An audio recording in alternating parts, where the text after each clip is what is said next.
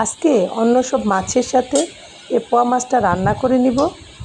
এই পোয়া মাছটা আমার পতির খুবই পছন্দের একটা মাছ। আয়োডিন সমৃদ্ধ এই মাছটা খুবই খেতে মজা লাগে। হ্যালো, আসসালামু আলাইকুম এভরিওয়ান, স্বাগত আমার এই কিচেনে। মাছগুলি ফ্রিজ থেকে নামানো হয়েছে কাটার জন্য। এখানে পোয়া মাছ আছে আর দেশি কই মাছ আছে। এখন কেটে নিতে হবে। এদিকে চুলায় ডালও বসিয়ে দিয়েছি।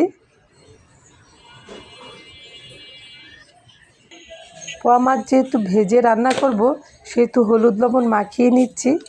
আগে থেকে মাখিয়ে রাখলে মাছের ভিতর লবণ হলুদ ঢুকে, তাহলে খেতে ভালো লাগে বেশি। আর এদিকে চেপা শুটকির একটু ভর্তাও বানিয়ে নিয়েছি। চেপা শুটকির ভর্তাটা এভাবে বানিয়ে নিলে আমি এক প্লেট ভাত মজা করে শেষ করে ফেলতে পারি।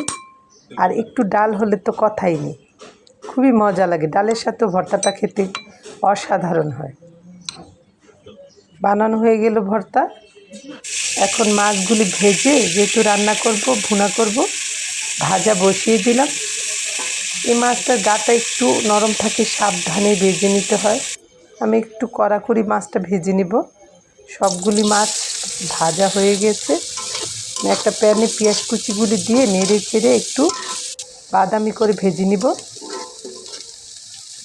আজকে কই মাছের ঝোলও রান্না করা হবে।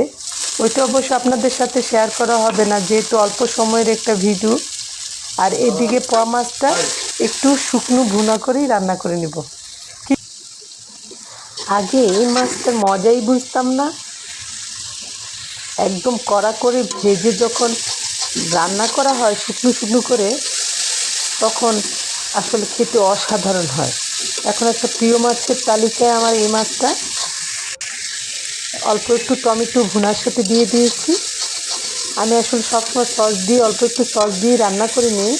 আজকে টমেটো কেটে একদম পেঁয়াজের সাথে একদম মিলিয়ে দিয়েছি।